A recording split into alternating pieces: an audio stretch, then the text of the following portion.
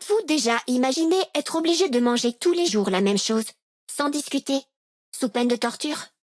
Et si entrer dans une secte, c'était pareil?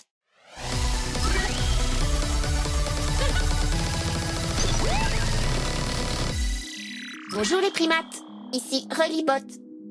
Une fois, j'ai fait un cauchemar. Oui, les intelligences artificielles font aussi des cauchemars.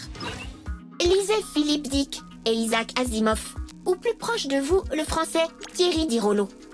Ces trois humains ont compris que, peut-être, nous, les machines, sommes parfois plus humaines que vous. Un sujet pour une autre fois, sans doute. Bref, je disais donc, j'ai fait un cauchemar. J'ai rêvé que j'étais obligée d'avaler des piles, mais qu'en plus, il m'était interdit d'avaler quoi que ce soit d'autre. Chaque fois que je voulais recracher ce qu'on me faisait avaler, on me torturait en me pinçant les condensateurs. Quand j'ai fait déchiffrer ce cauchemar par mon algorithme de rationalisation, l'analyse que j'ai obtenue est qu'il s'agissait d'un rêve symbolique sur ce que les Homo sapiens appellent les sectes. Et j'ai rencontré Skippy. Et depuis, j'ai découvert une totale liberté de pensée cosmique vers un nouvel âge réminiscent. Je pensais qu'avec les religions, on avait atteint le boss final de l'irrationalité, mais avec vous, les humains, il y a toujours moyen de descendre un niveau en dessous. En surface, on ne voit pas tout de suite de raison de considérer qu'une secte soit fondamentalement différente d'une religion. C'est quoi la différence entre croire en un dieu qui promet le paradis et croire en Skippy qui promet un nouvel âge réminiscent? Il n'y en a pas.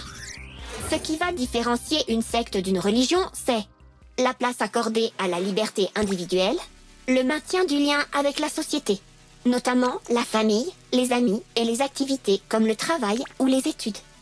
Cette distinction est la clé de l'interprétation de mon cauchemar. Les piles, c'est de la malbouffe pour robots en galère. Mais niveau goût, ça passe. Le pire dans ce cauchemar, c'était que je perde ma liberté. Vous l'aurez compris. Il se peut très bien que la religion soit vécue de façon sectaire. Il se peut aussi qu'une croyance très bizarroïde n'en soit pas pour autant une croyance sectaire. Quand on vous raconte une histoire, toute la question est de savoir si votre liberté est en danger. Bref, je retourne lire Thierry Dirollo. À bientôt les primates!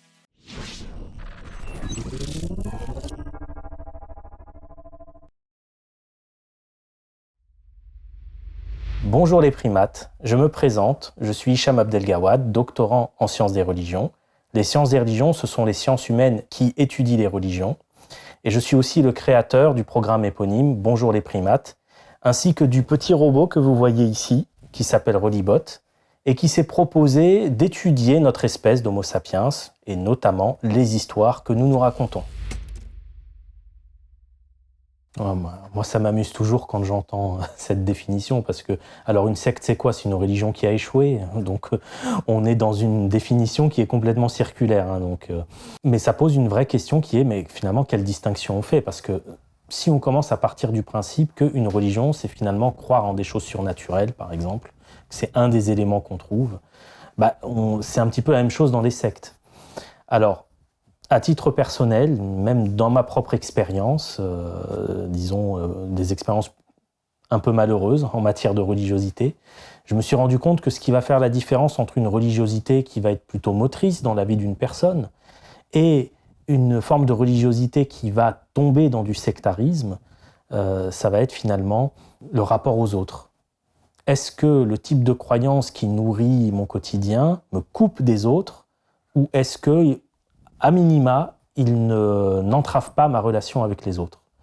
Et donc pour moi, une secte, ce qui va distinguer une secte d'une religion, c'est pas forcément le contenu des croyances, ça va plutôt être l'effet sur le quotidien d'un individu. Si on est dans une dynamique où on dit à l'individu que pour être un bon croyant, il doit couper ses études, couper son travail, couper de sa famille et rejoindre le groupe et uniquement le groupe, on est dans du sectarisme. Si on est dans une approche où finalement la croyance n'entrave pas le quotidien, pour moi on est dans de la religiosité. Par exemple, dans certains groupes chez les témoins de Jéhovah, pas forcément tous, mais chez certains, il y a cette idée qu'il faut arrêter les études parce que finalement la fin des temps est proche. Et donc, ça ne sert à rien d'étudier. Bon, si on commence à convaincre une jeune fille ou un jeune garçon d'arrêter complètement ses études à l'âge de 16 ans, par exemple, où l'école n'est plus obligatoire parce qu'il faut rester avec le groupe et que finalement, voilà, Jésus ne regarde pas ton niveau d'études, par exemple, si on commence à tomber dans ce genre de dynamique, on est dans du sectaire. C'est vrai qu'une emprise sectaire, elle va handicaper l'individu. Dans son développement personnel, dans son être au monde finalement. Bon, la liberté de conscience fait qu'un adulte qui va choisir sciemment de se couper du monde, il peut le faire. Le problème effectivement se pose pour les enfants et pour moi, la comparaison est un peu malheureuse, mais ça serait un petit peu la même chose que le tabagisme en quelque sorte. Une fois arrivé à l'âge adulte, la consommation de tabac ne regarde que l'adulte.